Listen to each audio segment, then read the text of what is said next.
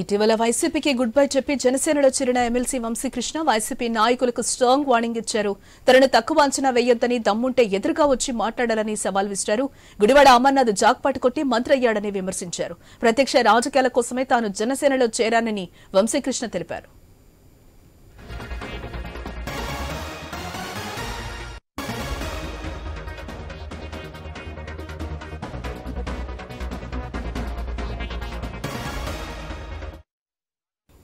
విశాఖ జిల్లా వైసీపీలో తీవ్ర గందరగోళం నెలకొంది. తమకు సీట్లు దక్కలేదని ఎమ్మెల్సీలు, ముఖ్య నేతలు పార్టీ విడుతుంటే మరికొందరు ఎమ్మెల్యేలు తమకు తామే ఎమ్మెల్యే, మళ్లీ తామే అభ్యర్థులమని ప్రకటించేసుకుంటున్నారు.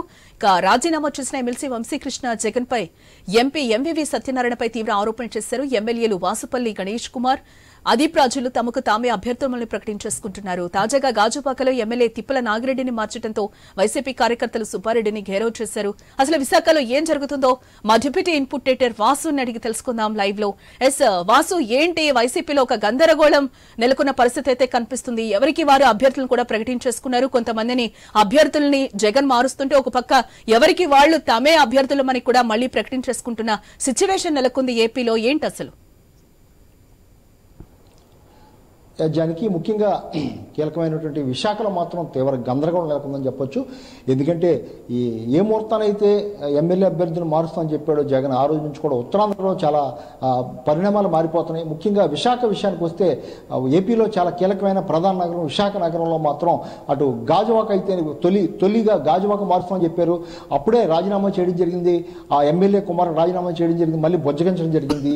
మనం ఒక్కసారి చూసుకుంటే నిన్న మొన్న కూడా రిజైన్ చేసినటువంటి వంశీకృష్ణ యాదవ్ ఇవాళ మీడియా ముందుకు వచ్చి తీవ్ర స్థాయిలో జగన్ మీద తీవ్ర స్థాయిలో విరుచుకుపడ్డారు.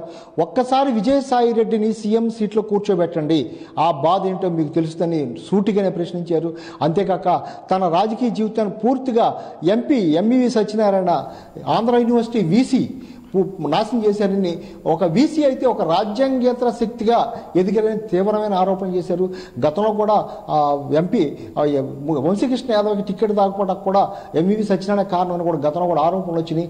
కేవలం జగన్ చెప్పినందువల్ల మాత్రమే తాను ఎంవీవీ సత్యనారాయణతో పనిచేశానని కూడా చెప్పారు.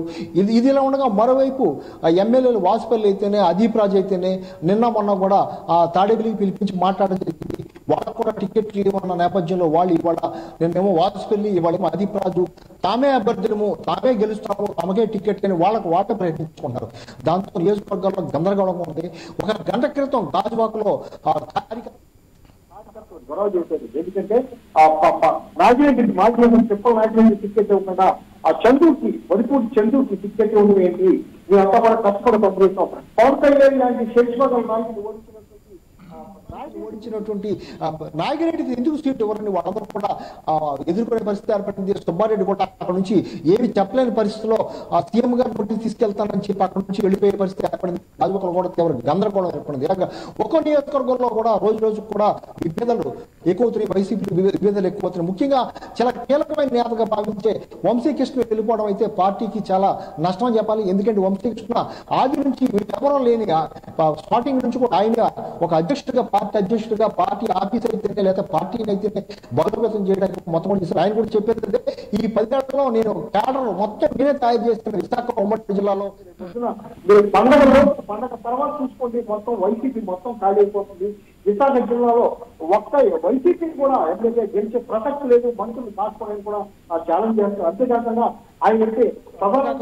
ఆయన అయితే ప్రధానంగా ఏయుబీసీ గతం నుంచి కూడా ప్రతిపక్షాలు అయితేనే, కొంత మీడియా అయితేనే ఆరోపణ చేస్తున్న నేపథ్యంలో ఒక ఏయుబీసీ ఇక్కడ మమ్మల్ని శాసించే స్థాయికి వెళ్ళాడైనా ఆయన మాకు సూచనలు చేస్తున్నారు, ఆయన చెప్పింది వినాలని చెప్తున్నారు.